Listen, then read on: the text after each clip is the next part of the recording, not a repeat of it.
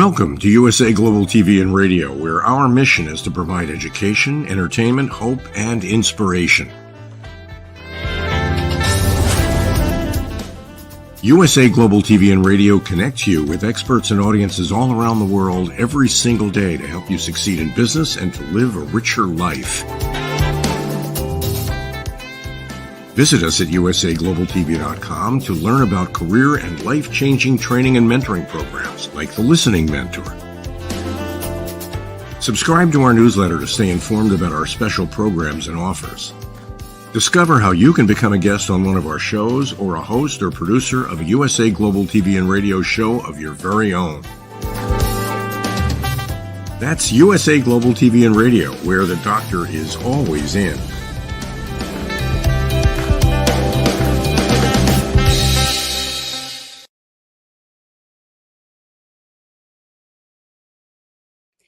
Good morning, good afternoon, good evening. Welcome home to USA Global TV and Radio, where we provide world-class education, entertainment, hope, and inspiration. I'm Dr. Jacalyn Kerbeck, and we want to welcome all of our viewers from all over the world, and a special hello to our viewers on E360 TV, Roku Worldwide, and Amazon Fire. Our show today is a woman's prerogative, and our topic is a timely one, depending on where you live in the world: breaking barriers, women in politics leading the way. Before we begin the show, I just wanted to share with you, in case you're not aware, that we collectively at USA Global TV and Radio are on a mission to hit 100,000 subscribers on both of our YouTube channels.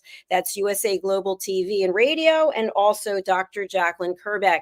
So we started at 37,895 and we've picked up 365 subscribers in the last 28 days. So please do join us on our mission and go and subscribe. You will be happy you did. Okay, to start off our program today, we have two incredible panelists who are with us.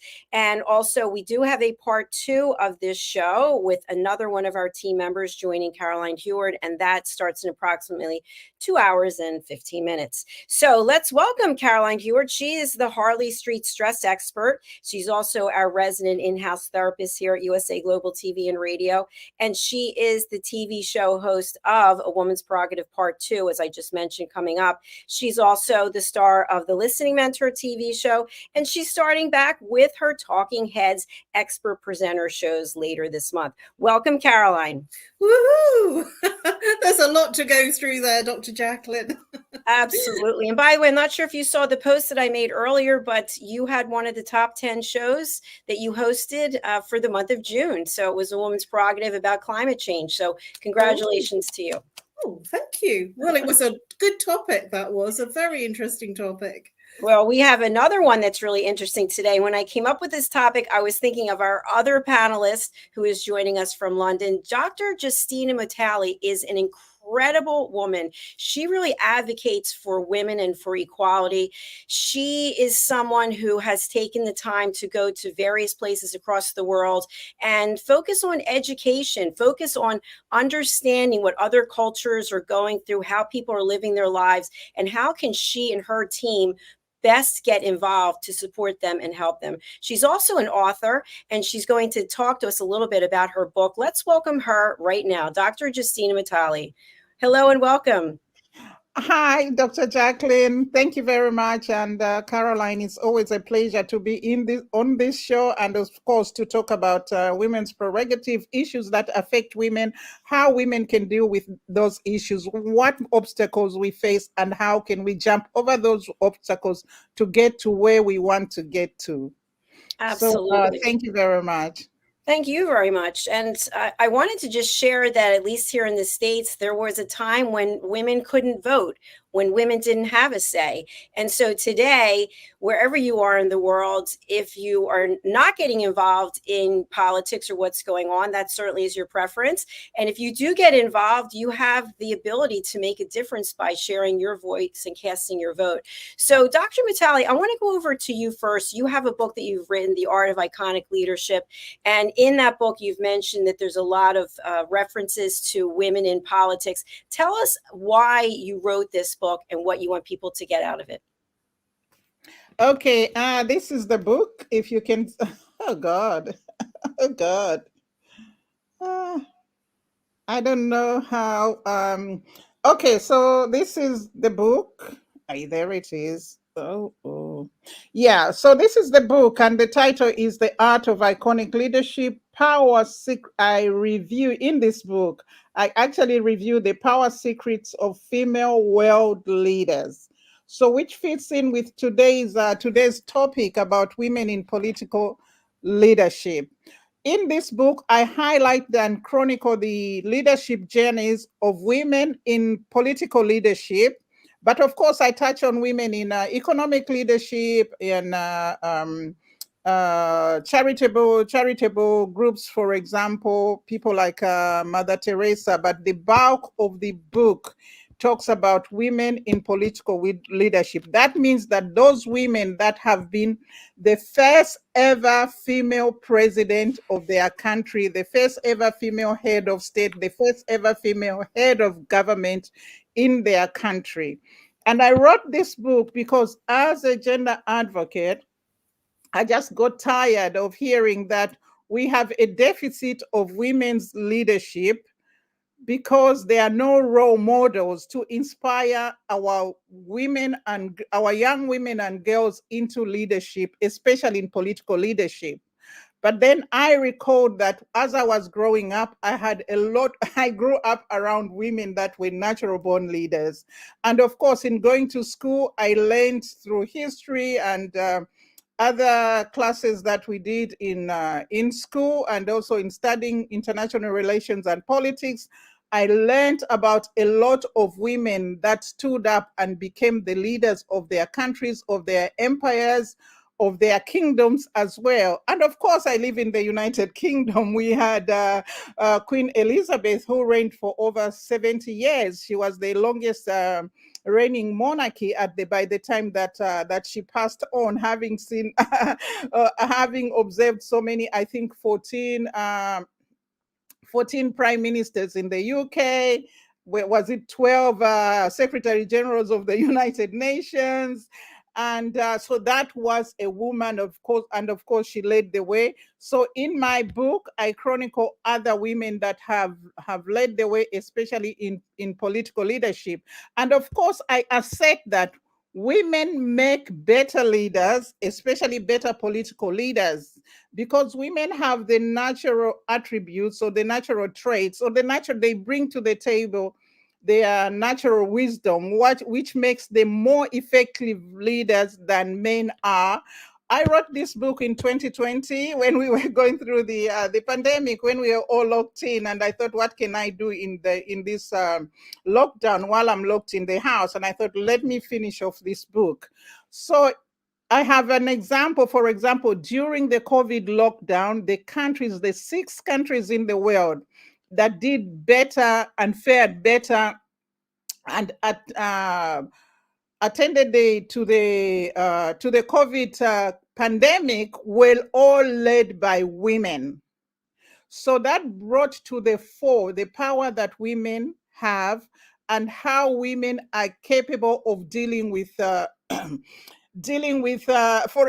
me just say, perhaps misfortunes, and how to get their people out of that.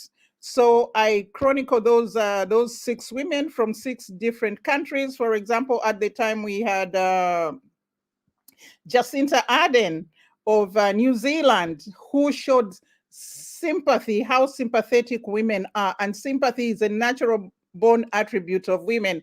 It forms part of the high emotional intelligence that women have. And we see that now emotional intelligence has been branded or promoted as a requirement for any leader, or any modern day leader needs to have high emotional intelligence, which includes empathy, compassion, being there for your people and feeling their pain, recognizing the pain and feeling the pain that your people are going through. If you can do that, then you will be a good leader. But if you cannot, there is a shortage of emotional intelligence in our male counterparts, and now this is now being taught to them. But women are born naturally with that high emotional intelligence. because as we all know, most women grow up to become mothers, although not everyone, but the majority of women grow up to be mothers. So in being mothers, we can be mothers to our own children, but of course we can be mothers of the world. I keep saying that the world needs a mother. If we can empower women, we can naturally empower humanity. For example, a woman born of a child born of an affluent woman will naturally lead an affluent life. A child born of a highly educated woman will naturally go as far as that child wants to go in education, unless the child decides, I don't want to go any further. But in most cases, those children do get the education. We cannot say that about our male counterparts. For example, in the case where a child is born out of wedlock, in the end, the woman ends up carrying the child throughout with them, and that child leads the life of the woman. We had a case here in the UK where one of the top sportsmen apparently had a very quick affair with a woman, and they called it in a broom cupboard or something like that. This was a top, I can't mention the name, and the girl went to have the child, but the child never experienced the affluence of the father, who was a top sportsman. She had to lead the life of the mother, who was a waitress. So if men have that attitude towards their own children of their own blood, how can they look out for the rest of the world? Wow, myriad of incredible topics that you just mentioned right there. Thank you for sharing that. And also, we'd love to have you later on the program, maybe read a little from your book. We did highlight the book here for people to go ahead and order over on Amazon. Caroline, what are your thoughts about what Dr. Justina just shared? Wow, to begin with, is my immediate and real reaction. Wow. It is overwhelming, and a lot of the things that you've mentioned about the inequality of women, especially in these types of roles, is something that is an issue. And I would like to pick up on the fact that you've mentioned that women are mainly mothers, and that is true in terms of all countries, because the woman is the mother, she is the person that's the homemaker, and that becomes a barrier for women to enter into politics as well as to become true leaders in politics. And this is something that is being looked at as a major barrier to enter into the world of government and politics.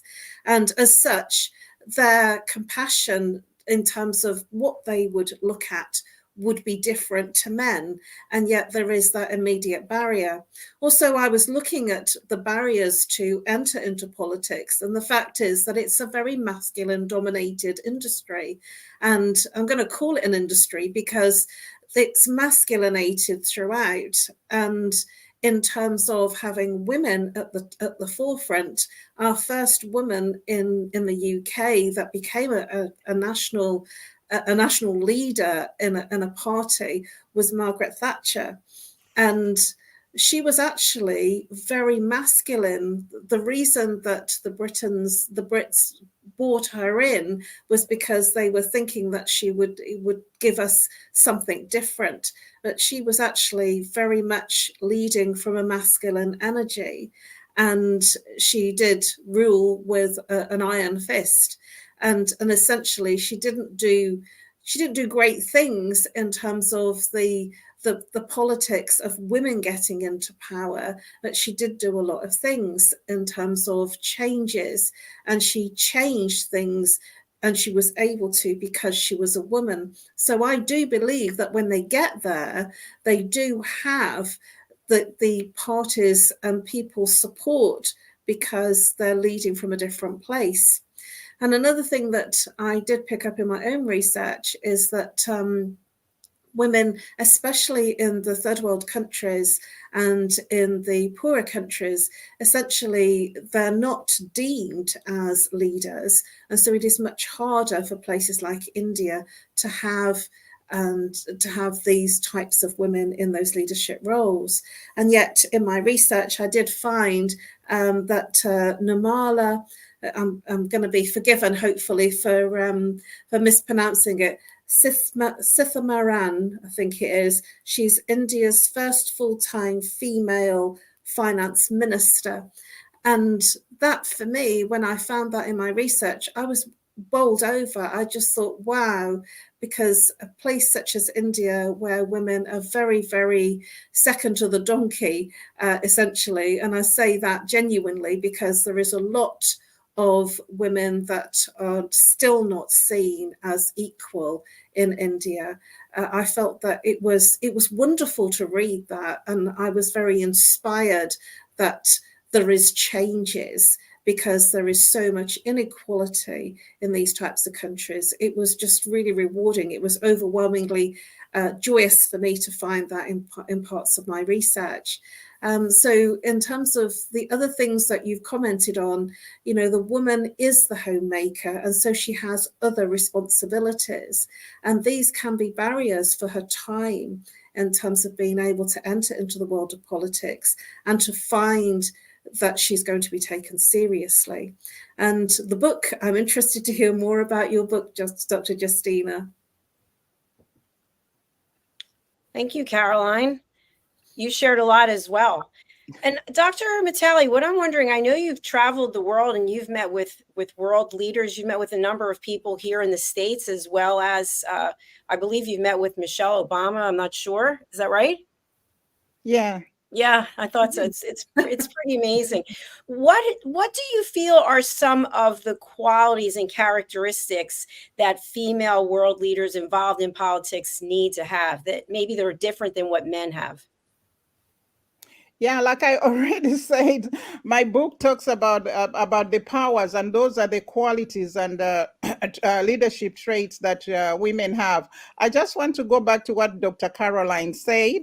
It is surprising that women's capability of leading, for example, in the home is not recognized in the public sphere as in government, because it takes the same kind of competence to run government, because you are dealing with people. And this is why you find that countries that are led by women are always faring much better than those that are led by men, because women have got transferable skills from being mothers. And in countries like India, it is ironic that India would appear that they don't recognize women as leaders, and yet most of their gods are women.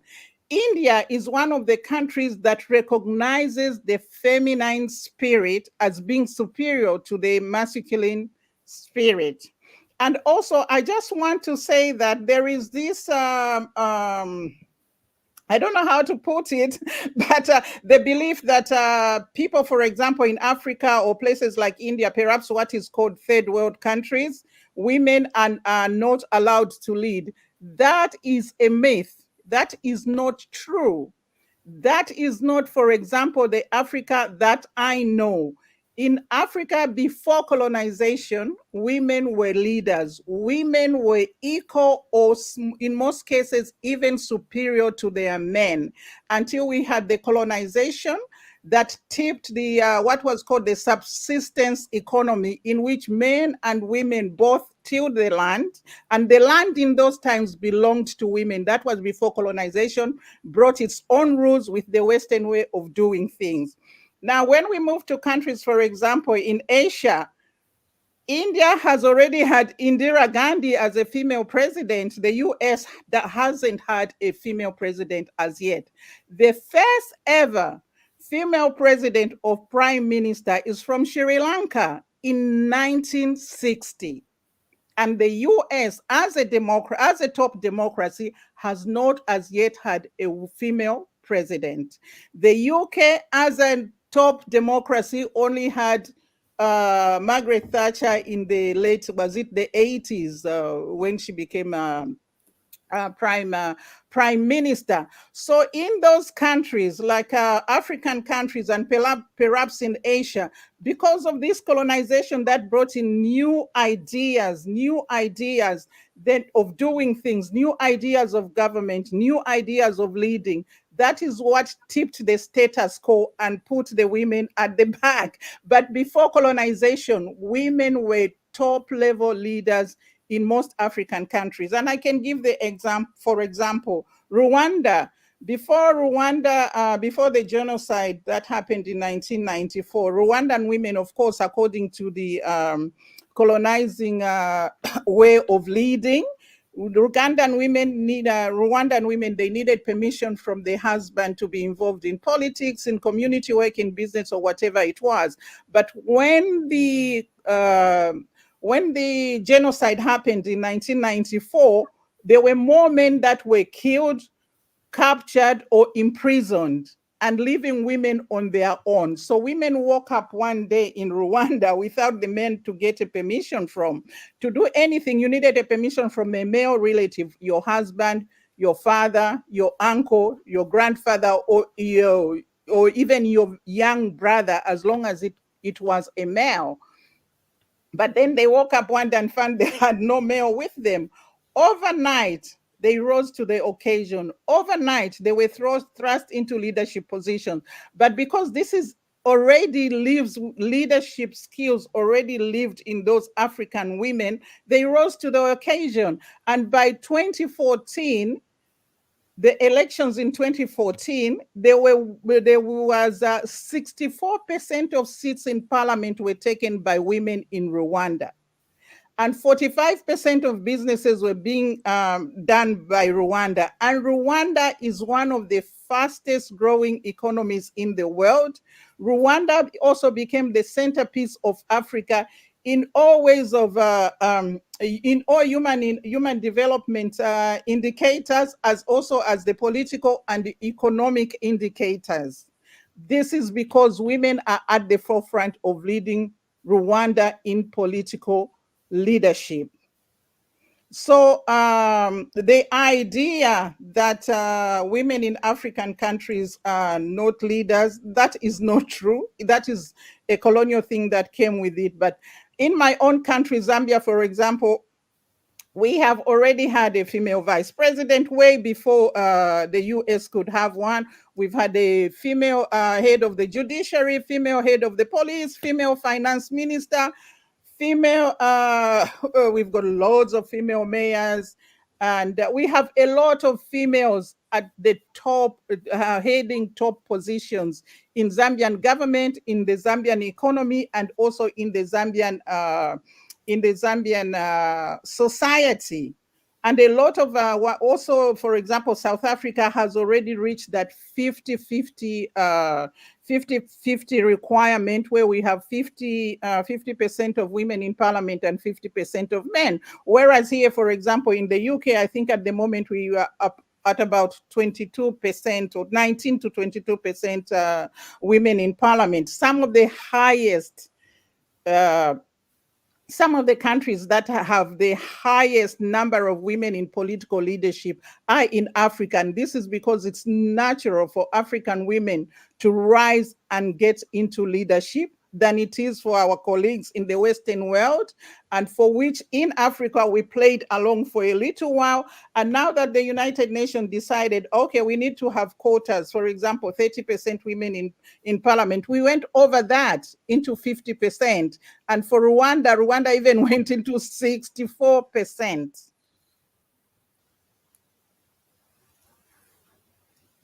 Wow. I think that from that, Dr. Justina, the West could learn a lot from our Eastern counterparts. I've learned a lot here from the perspective of the fact that I thought that politics was very much masculine governed. From hearing what you've just shared, I can now see the West has a lot of catching up to do. And in fact, I just wanted to mention one very important aspect, and one of the women that I featured in my book in Pakistan. Pakistan is a Muslim country, and Muslims are considered to be the people who are always keeping their women hidden away and they can't come to the forefront. But the thing is that Pakistan has already had a female president, Benazir Bhutto. They've already had a female president long before the UK or the US could have a female president. So, and this is a Muslim country. It's fascinating, isn't it, in terms of where the West is, where we're supposed to be. The West is supposed to be in advance of the way that we live in terms of comparing us with third world countries and the poorer countries. And yet we seem to be advanced in some things like technology, but we have devolved, we're the other way. We've gone backwards in terms of looking at women in very good positions in governments and leading our governments. And from that perspective, I feel that we have a long way to go, because I can't see anytime soon, and I'll be honest with you, I cannot see anytime soon, especially in the UK and in America, that we will have that kind of governance with women being right at the top in all those different leadership roles, especially in politics, because it just seems to be a very masculinated world. What are your thoughts on that? It is a masculine world. We can see that, for example, the UK, we are going to the polls on the next week, Thursday. No, this week, Thursday, actually. And we don't have even one female candidate. All the candidates from all the political parties that are standing for these elections are from male. We also go back to the US. There's no female candidate standing as it is, or no female candidate in the recognized parties from the Democrats or from the Republicans. There's no female candidates here. There's no female candidate to be prime minister from the Labour Party, from the Liberal Democrats, from the Conservatives, from the Reform Party, or whatever party you want to talk about.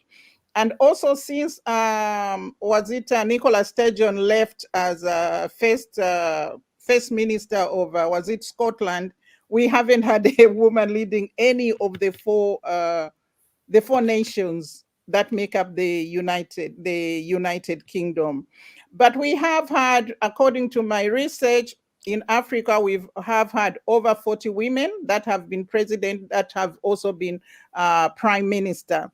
This week was, we celebrated the International Day of Women in Diplomacy, and the United Nations wing of the that looks at women in leadership. I can't remember the full name of it. They have said that at present, there are only 26 countries are led by women, and the United Nations has got 193 members.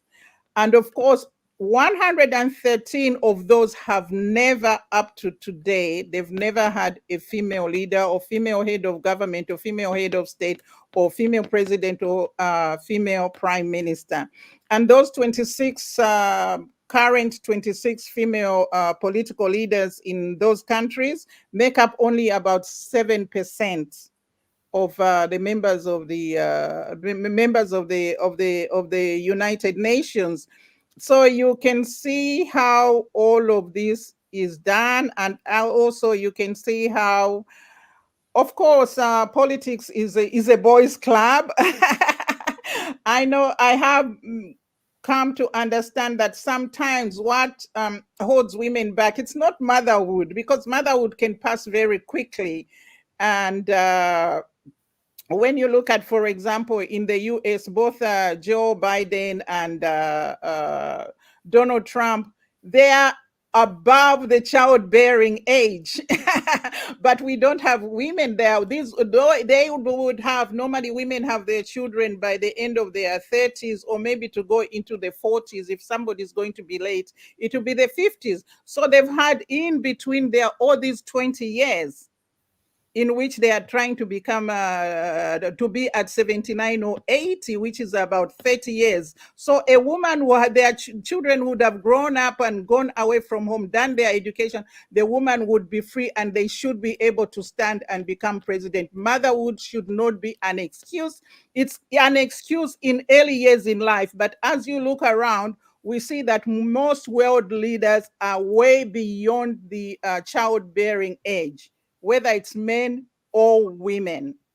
the younger ones that we can talk about, for example, was Jacinta Ardern, and who gave a good example when she went to the United Nations and ended up with breastfeeding her child, because she couldn't trust anybody to leave her child with, just the way she couldn't trust anybody to help her country deal with COVID-19. She had to lead the way. She had to be in the forefront. We've got, of course, other millennials in, for example, in Finland, we had Sarin Marlin, and also she turned up to be one of the best presidents or prime ministers of that country. So motherhood should never, ever be an excuse. I'm in total agreement with you. And yet in the West, it does seem to be a barrier, as it is in most organizations, that women have to take time out to have children. They have to take time out to do the domesticity, whereas the man literally can escape all of that, leaving it to the woman. And I feel that in the Western countries, it seems to be that it is, as you say, a boys' club. It is the old boys' network, and it's very much lived upon. You know, when I was in marketing and in the livery organizations, of which I was asked to join as a chartered marketer, that there was very much, it was masculine dominated, and I was asked to join the ladies' club. And it was quite ironic, because it was like sort of an adjunct, an aside, and not taken as seriously. And when I was asked to join one of the livery clubs in what do you call it, in the city for marketeurs, I had to be sponsored by 3 different men, and I had the sponsorships, and I just thought, oh, stuff this. It's just too hard. You know, it shouldn't be this difficult. I should be able to get in on my own right. But they made it very difficult when there was masculine energy and when there was the male counterparts. They just got in easily because it was the old boys club. And I do believe that the politics arena is very much, especially in the West, it is an old boys club. You have to belong to the right organizations, right memberships. And I don't believe that the women seem to have, especially in the West, the entrances in. They don't have the pass.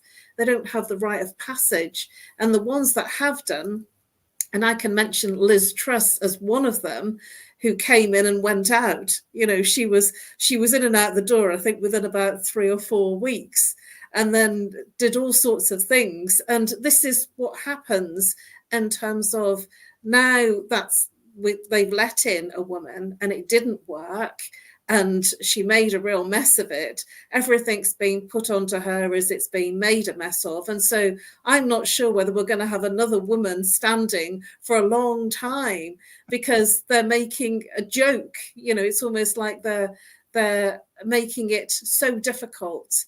And also the bullying of women in these types of positions, and even getting to those types of positions in the campaigning, are not taken seriously. What are your thoughts on that? Yeah, it is a boys' club, and I think the other thing that makes it difficult for women, of course, it's the finances. Campaigns cost a lot of money. They do cost a lot of money, and most of the money is held with the men, because remember, for the first, second, and third industrial revolution, women were left behind. So men took on the economic. The men were the ones who had the economy in their hands, and women didn't have. We are only now trying to catch up in the fourth and fifth industrial revolution, because of this technology and digital era, where we have now women standing up. Of course, women making a lot of money out of technology and the digital landscape. So women then are able to perhaps raise the kind of funding that they might need to do their campaigns. But one of the biggest hurdles for women to get into political leadership is campaign funding that they can't find. Like you said, it's a boys' club, so boys will help the next boy. But I think that women will, of course, rise again. We are living in an era that I think it's an era that the feminine wealth or feminine energy is kind of on the rise. And also remember what is happening is that it's there's a difference between the feminine spirit and the masculine spirit, although we all have both, but the feminine spirit is more predominant in women, and the masculine spirit is more predominant in men.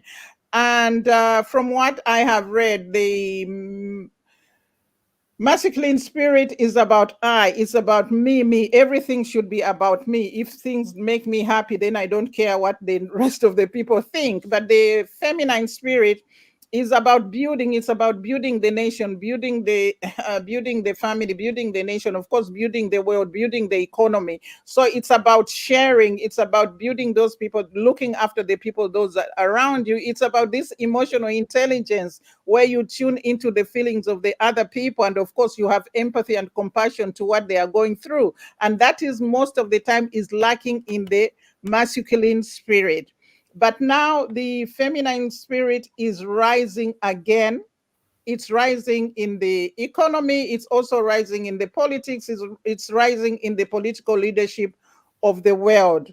And I believe by the end of the 21st century, women will once again be at the top, just like those women used to be in Africa. So this is slowly coming back, and this is why there's been an emphasis of teaching modern leaders high emotional intelligence. And when you look at some of the iconic male leaders of the world, people like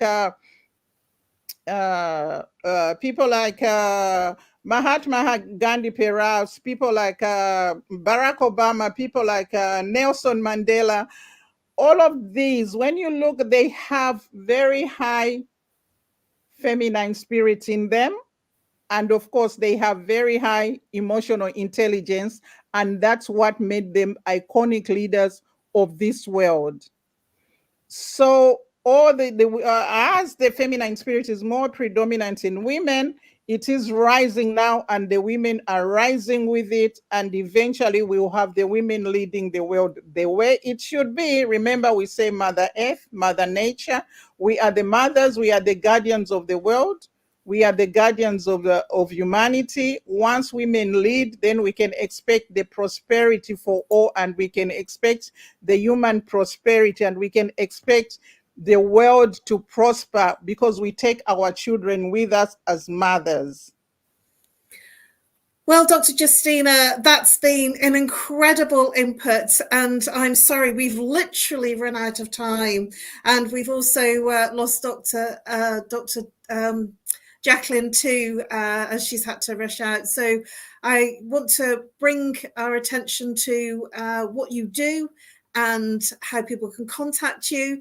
And then we can close out the show with our sponsors. So Dr. Justina, please, for our new viewers and for our regular viewers, please give a little detail, keep it short and brief, because we're right at the end of our time, of what you do, how you help people, and how people can contact you. Okay, like I said, I'm the author of The Art of the Iconic Leadership, Power Secrets of Female World Leaders. What I do is talk about the natural wisdom and the natural powers that women have to be great leaders. I'm an advocate for gender equality and the empowerment of women. I'm an advocate of getting women into leadership so the world can realize what we call a 50-50 planet, where we have at every high-level decision-making table that drives the direction of the world, we can have the 50% perspective, female perspective, and 50% of male perspective. In that way, I believe that the world can have a balance. We can have the yin and yang working together. Thank you, Dr. Justina. Maybe you should join us in part 2. It's been such a riveting topic, and I'm sure you've still got more to cover. For me, I'm known as the Harley Street Stress Expert. I'm Caroline HEWARD, and I've been working and helping people manage and literally obliterate their stress since 2000. That's 24 years. And I help people bust their stress, whether it's physical, emotional, mental, or behavioral. I'm also TV presenter here on various shows, as Dr. Jacalyn mentioned at the beginning of the show. And I'm also an author and a speaker. And I look forward to helping you bust your stress. I offer a consultation which is completely ridiculously priced. It's £50 for an introductory consultation for an hour. You can reach me on nomorestress@live.co.uk or call me if you're international +44. If you're local, 07523 120 189. And I look forward to helping you bust your stress. Now, it is time to move over to our sponsors. But before we do that, just to mention that I will be back literally in 1 hour or so, 1 hour and 20 minutes for A Woman's Prerogative Part 2. And I look forward to literally covering more about this particular topic. And if Dr. Justina is free, you're more than welcome to come and join us on Part 2. And now it's over to our sponsors. Thank you very much if you've joined us on the live and if you joined us on the replay. It's been riveting. There is so much more to cover, and I'm hoping that you enjoyed what you've heard so far, because there is much more to come. And I look forward to seeing you on Part 2. And now over to our sponsors. This program has been brought to you in part by Zane Carson Carruth, etiquette and protocol expert, international award-winning author, television show host, and philanthropist. Thank you to Zane, our official diamond sponsor for USA Global TV and Radio in partnership with E360 TV. Zane is the author of The World's First Tooth Fairy Ever, as well as many other children's books. She's also the television host of Elegance, Polished Demeanor, and Posh Living, seen on USA Global TV and Radio.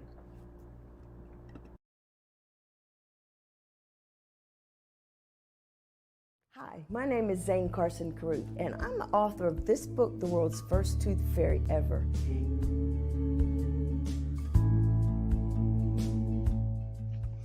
Reading is magic. Studies have shown that reading to your children lays the foundation for greater success in life. Reading helps develop language and vocabulary skills. It helps improve memory, and it encourages curiosity and inspires creativity. The benefits are immeasurable, and as a parent, you'll benefit too. In only 10 or 15 minutes a day, you'll be creating more memories and a bonding experience that will last for years to come. So take time to read to your children. Read them books about things that engage and interest them. Tales of fairies and magic fascinate children, and as everyone knows, the Tooth Fairy is at the top of the list. If your child loves magic, wands, adventure, and what child doesn't, you'll love reading them books from the trademarked series The World's First Tooth Fairy Ever. Follow along as Abella, the world's first tooth fairy, accidentally starts the tooth fairy tradition. Learn the tricks of being a professional tooth fairy in the book Abella Starts a Tooth Fairy School. Your child's imagination will soar as you read the adventures of Abella and her magic wand.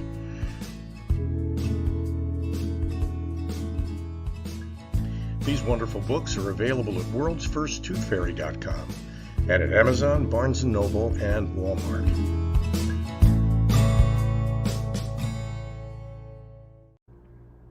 To learn more about Zane, contact her through her website, zanecarruth.com, ZANECARRUTH.com. Order Zane's books and merchandise. Contact her about being a keynote speaker at your next event.